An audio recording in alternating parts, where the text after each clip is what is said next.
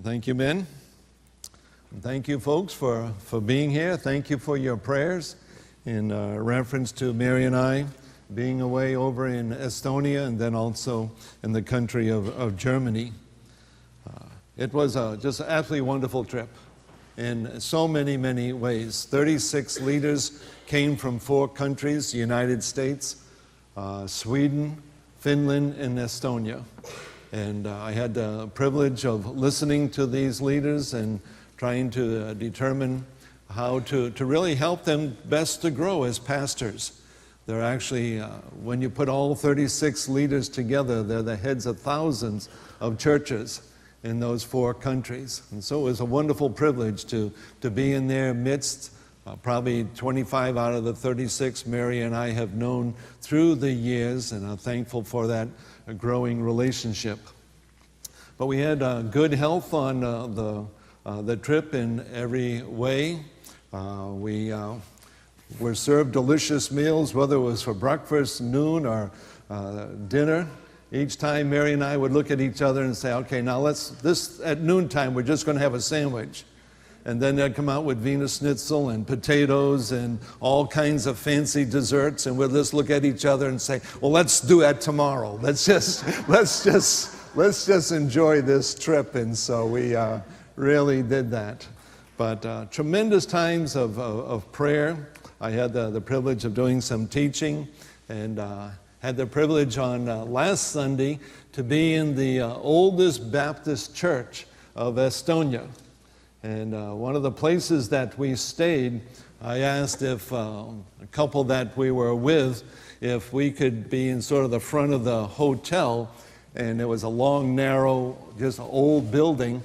And so I said, could we have 2 rooms right next to each other? And the man looked at me and in perfect English and said, what you need to understand, young man, and I appreciated him saying that, but he said, what you need to understand, young man, is that this building was built 50 years before Christopher Columbus set sail for America. And evidently they didn't have 2 rooms in front, so but I didn't realize that. But we stayed in some very nice places and met some wonderful people. My main responsibility was really to listen. And that's very difficult. On many trips like this, I'm prepared to go and to teach, and you almost have materials with you that you feel that you sort of know the agenda. But this was very much a listening conference, to listen to these leaders as to what the needs are for their churches.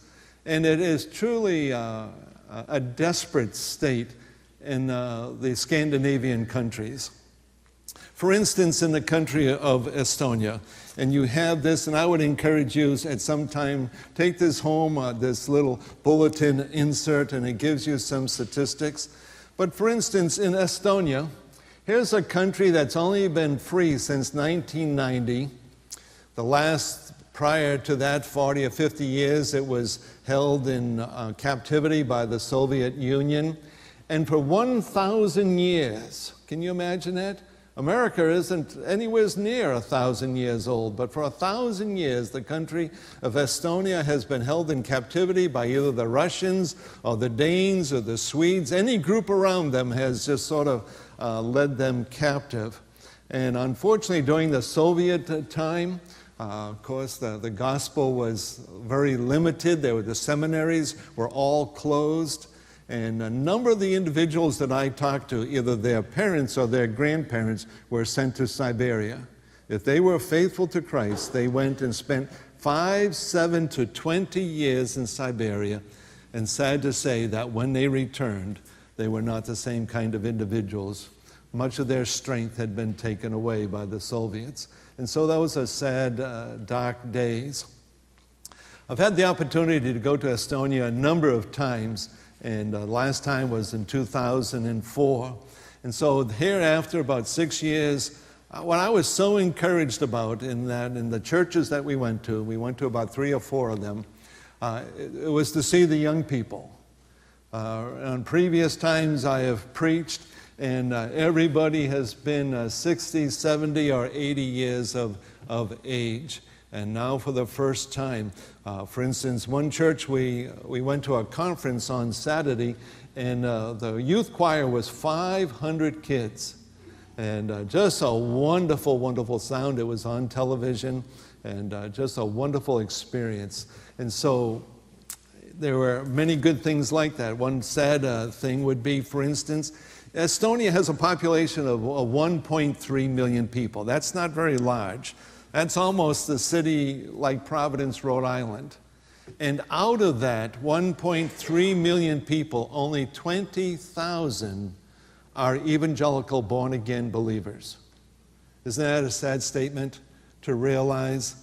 And so approximately, when you're talking about Norway, Sweden, and Finland, about 1% of their population are believers, are Christians. So in Estonia, for instance, can you imagine if you were on a sports team, a sports team would be a good illustration, and the odds are going to be, it's going to be you, one person, versus 171 other individuals. Let's say you're going to play football.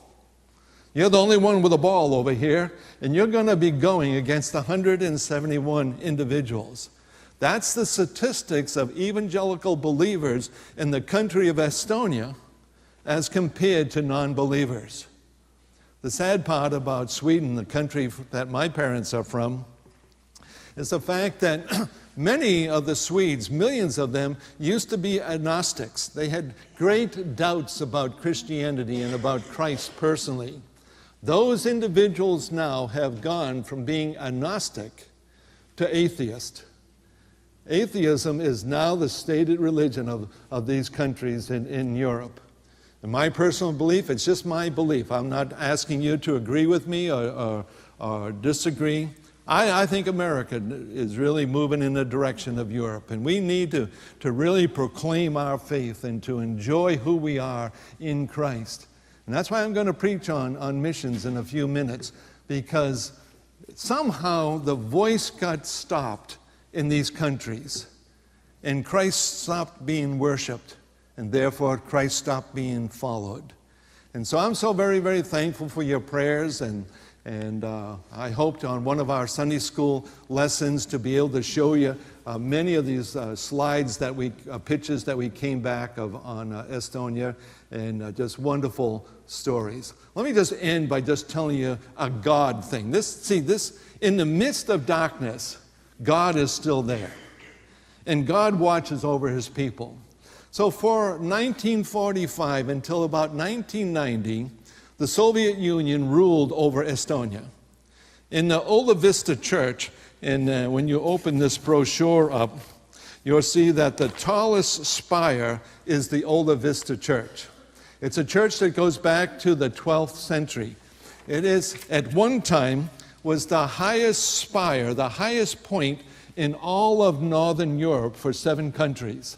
It now still is the 5th largest height of any building in Northern Europe. During the Soviet era, they took this church, the Ola Vista Church, and they put a big antenna on it, and the KGB took that antenna, and for 7 countries, the Russians used it as propagating communism. And I asked the question, when the wall went down and the Russians left, where was the first place that the families came to? Was there a place that you all celebrated? Now, I expected that they were going to say the church. And when they told me it was the office building across the street, I said, well, I noticed that building, but why would you go there? And they said, we went up on the